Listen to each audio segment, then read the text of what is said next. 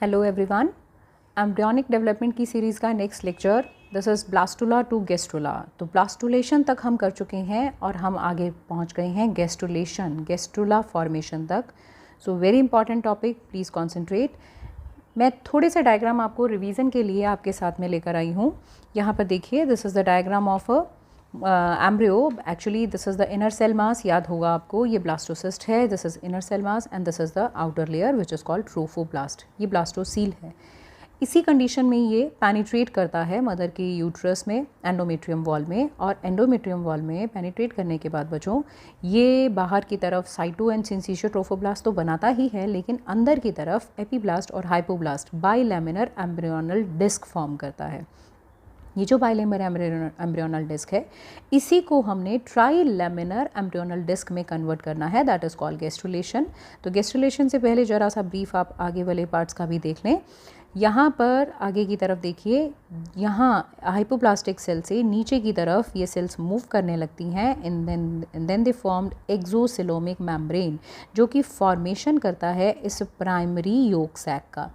अगर आपने मेरे प्रीवियस लेक्चर्स नहीं देखे हैं तो प्लीज़ जाकर उन्हें देखिए, क्योंकि उसमें मैंने ये बातें बहुत डिटेल में बताई है। एक्सोसिलोमिक मेम्ब्रेन का formation and the structure is called primary yolk sac, and I discussed primary yolk sac's function in detail in my previous lectures, please watch them too. तो अब यहाँ आगे की तरफ ये जो प्राइमरी योक सैक है, साथ ही आपको प्रीवियस लेक्चर्स में इस यूट्रोप्लेसेंटल कनेक्शन का भी डिटेल मिलेगा। ये साइटो और सिंसिशियो ट्रोफोब्लास्ट के बीच में लैकुलर नेटवर्क है जिसके अंदर मदर का ब्लड फ्लो कर रहा है। This is called uteroplacental connection. This uteroplacental connection is actually showing you कि मदर का ब्लड जो है वो इसके अंदर फ्लो कर रहा है, और ये ब्लड जो है ये बच्चे के साथ डायरेक्टली, एम्ब्रियो के साथ डायरेक्टली कांटेक्ट में नहीं आता। इन द मीन टाइम यहाँ पर ये भी बात हम कर चुके हैं कि यहाँ पर इस तरह की एक लेयर डेवलप हो जाती है, this is called extra embryonic mesoderm. ये जो सेल्स की पॉपुलेशन यहाँ डेवलप हो गई है, इनके बीच में कैविटी बनना स्टार्ट हो जाएगी।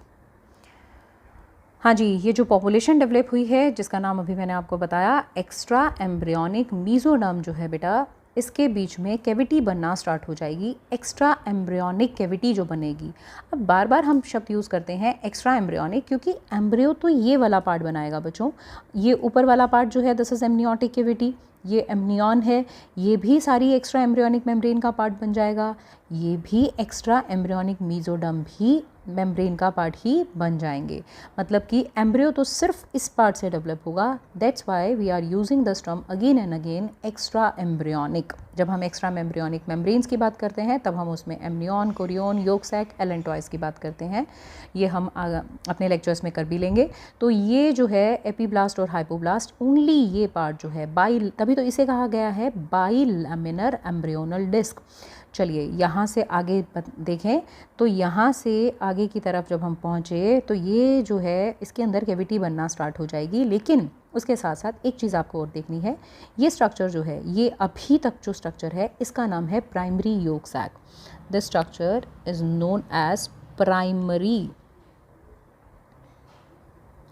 Primary yolk sac. अभी तक ये प्राइमरी योक सैक ही है बेटा, लेकिन आगे ये जो एक्स्ट्रा एम्ब्रियोनिक मीजोडर्म है, देखिए यहाँ अंदर की तरफ थोड़ा सा ये प्रेस कर रही है। तो ये आप ये जैसे कि हम एक बैलून को देखें, तो ये बैलून जो है इसको प्रेस किया, यहाँ से भी प्रेस किया और यहाँ से भी, तो इसका एक छोटा सा पाउच जो है वो अलग हो गया।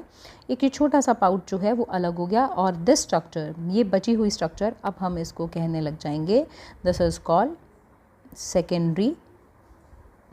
This one is called secondary yolk sac।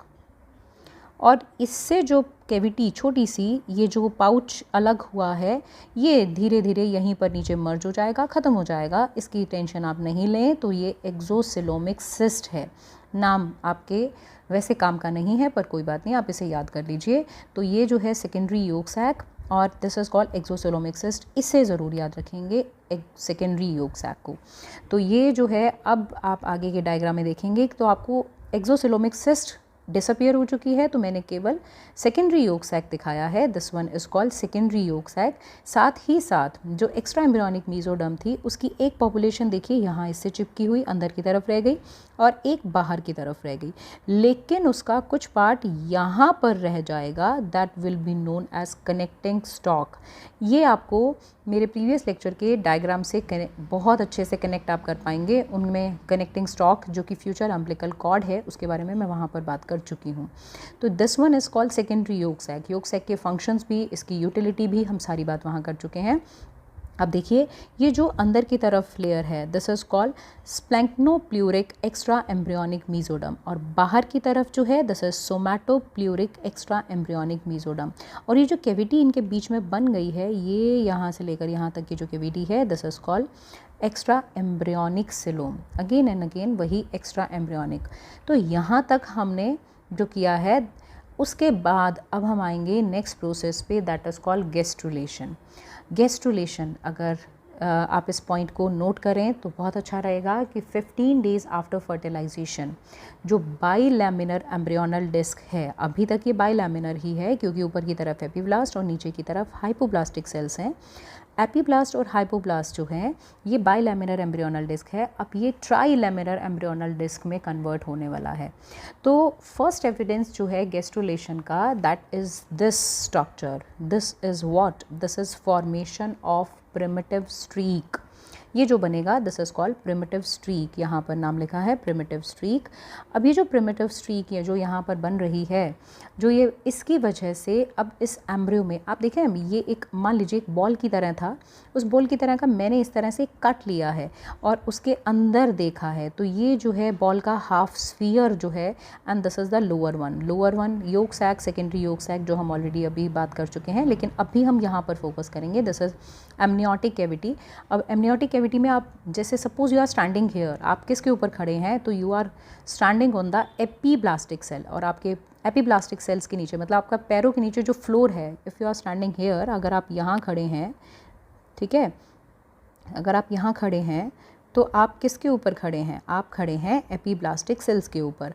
और यहाँ से आपको इस प्रिमिटिव स्ट्रीक के बनते ही आपको ये डिसाइड हो जाएगा, क्योंकि यहाँ पर कनेक्टिंग स्टॉक भी है, ये पता लग जाएगा this is called caudal end, मतलब ये बच्चे का कॉर्डल एंड बनाएगा और ये उस फीटस का क्रेनियल एंड बनाएगा।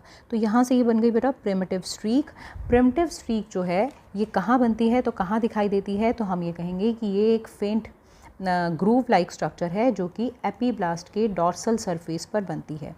प्रिमिटिव स्टॉक के ऊपर यहाँ पर एक छोटा सा डिप्रेशन, एक राउंड स्ट्रक्चर बनता है, that is called primitive node.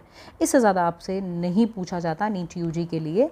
तो primitive node and primitive streak जो है, that is the first evidence कि गेस्ट्रुलेशन होने वाला है।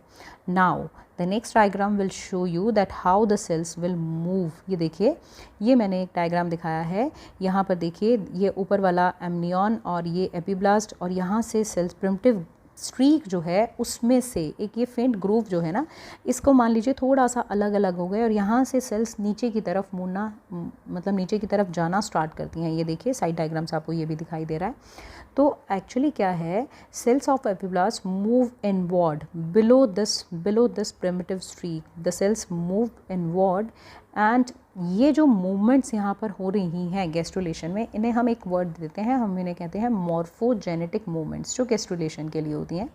तो यहाँ पर क्या है कि ये जो प्रिमिटिव स्ट्रीक से सेल्स जो है नीचे की तरफ जा रही हैं, तो इनवर्ड की तरफ मूव कर रही हैं बिलो द प्रिमिटिव स्ट्रीक, ये एपीब्लास्ट से डिटैच होंगी। This movement is called invagination. अब इनमें से कुछ सेल्स हाइपोब्लास्ट को आप देख रहे हैं, ये येलो कलर की सेल्स थी हाइपोब्लास्ट, ये उन्हें रिप्लेस कर रही हैं। यहाँ देखिए, यहाँ हाइपोब्लास्टिक सेल्स थी, ये क्यूबॉइडल, ठीक है, और ये इन्हें रिप्लेस कर रही हैं, दे आर कॉन्टीन्यूसली कमिंग। तो हाइपोब्लास्ट को वो साइड की तरफ, ये एरो जो हैं दे आर शोइंग यू कि ये हाइपोप्लास्टिक सेल्स जो हैं वो साइड की तरफ जा रही हैं, और यहाँ पर the cells are settling down, ये यहाँ पर सेल्स आ गई। अब देखिए, जितना ये इनको रिप्लेस कर सकी उतना किया, लेकिन उसके बाद एक लिमिट तो है, उससे ज़्यादा वो रिप्लेस नहीं हो रही। तो रिप्लेस करने के बाद ये जो लेयर बनी, दिस लेयर इज़ एंडोडर्म। सबसे पहले यही लेयर बनती है बच्चों, this layer is called endoderm. ये एक्चुअली क्या है, एक स्टेज पर हाइपोब्लास्ट जो है और रिप्लेस नहीं हो रहा, तो अब ये सेल्स यहाँ पर अब जगह नहीं मिल रही तो और नीचे नहीं आ पाएंगी। अब सेल्स जो हैं ये यहाँ पर हाउसफुल हो गया, जगह बंद हो गई, तो अब क्या होगा, सेल्स जो बीच में स्पेस है वहाँ सेटल डाउन हो जाएंगी। इस वाले स्पेस में सेल्स जो हैं वो यहाँ सेटल डाउन हो जाएंगी। तो अब ये जो सेल्स जो यहाँ पर आ गई हैं वो बनाएंगी मीजोडर्म, और जो सेल्स ये प्रिमिटिव स्ट्रीक, अब उसके बाद जो सेल्स यहाँ पर रह जाएंगी ऊपर वाली लेयर में, दैट विल फॉर्म एक्टोडर्म।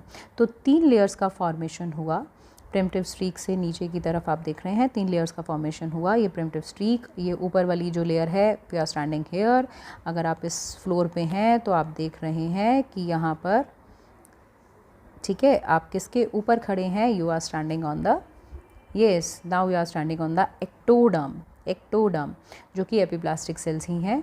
फिर बीच में जो लेयर बन गई है दैट इज़ कॉल्ड मीजोडर्म, और नीचे की तरफ जो लेयर बनी थी जो हाइपोप्लास्टिक सेल्स को रिप्लेस करके बनी थी बच्चों, दैट इज़ कॉल्ड एंडोडर्म। तो बाई लैमिनर से अब ये स्ट्रक्चर बन गई ट्राई लैमिनर, तो this one is called trilaminar embryonal disc. ये आपके इन क्वेश्चंस को भी अच्छे से आंसर कर पाएगा जब आपसे पूछा जाता है कि bilaminar embryonal disc trilaminar में कब कन्वर्ट होती है। The stage is called gastrulation obviously. अब आ जाइए इन तीनों लेयर्स का क्या फ्यूचर है, क्या फेट है। एक्टोडर्म जो है this is outer layer, mesoderm is middle layer, endoderm is inner layer. Ectoderm जो बनाता है this is epidermis of the skin and it's derivative, जिसमें कि स्वेट ग्लैंड्स, हेयर फॉलिकल्स भी आते हैं। वेरी इंपॉर्टेंटली ये बनाता है नर्वस सिस्टम, ये बनाता है सेंसरी सिस्टम, और इसके अलावा pituitary gland, adrenal medulla, jaws and teeth, ये सारे एक्टोडर्मल ऑरिजिन के हैं। मीजोडर्म में हम करते हैं skeletal and muscular system, circulatory and lymphatic system, very important, very important, excretory system, reproductive system, germ cells नहीं, क्योंकि जर्म सेल्स अगर आपको याद हो तो जर्म सेल्स हमने बनाई थी योक सैक से, प्राइमोडियल जर्म सेल्स, तो वो यहाँ से, वो इन लेयर्स में से किसी से भी ओरिजिनेट नहीं हुई। Dermis of the skin, adrenal cortex, adrenal cortex ये बनाएगा। एड्रिनल मेड्यूला, इसके बारे में हम बात करेंगे एंडोक्राइन में। Adrenal medulla is actually nervous origin, और नर्वस का ऑरिजिन जो है वो एक्टोडर्म है, इसलिए एड्रिनल मेड्यूला जो है वो कॉर्टेक्स से अलग एक ग्लैंड ऐसी है, ये ग्लैंड ऐसी है जिसका बॉडी के अंदर ऑरिजिन जो है वो दोनों पार्ट्स का सेम नहीं है। This is mesodermal origin adrenal cortex, and this is ectodermal because it is of nervous origin adrenal medulla. Later on हम इसके बारे में बहुत डिटेल में बात करेंगे। एंडोडर्म में अब देखिए एपिथेलियल लाइनिंग ऑफ गट, मतलब डाइजेस्टिव ट्रैक और उसके साथ एसोसिएटेड ऑर्गन्स, फिर उसके अलावा रेस्पिरेटरी की लाइनिंग, एक्सक्रीटरी की लाइनिंग, रिप्रोडक्टिव ट्रैक की, फिर thymus, thyroid and parathyroid glands. ये हमने कंप्लीट किया है गेस्ट्रुलेशन, और हमने किए हैं derivatives of ecto, meso and endoderm. Thank you.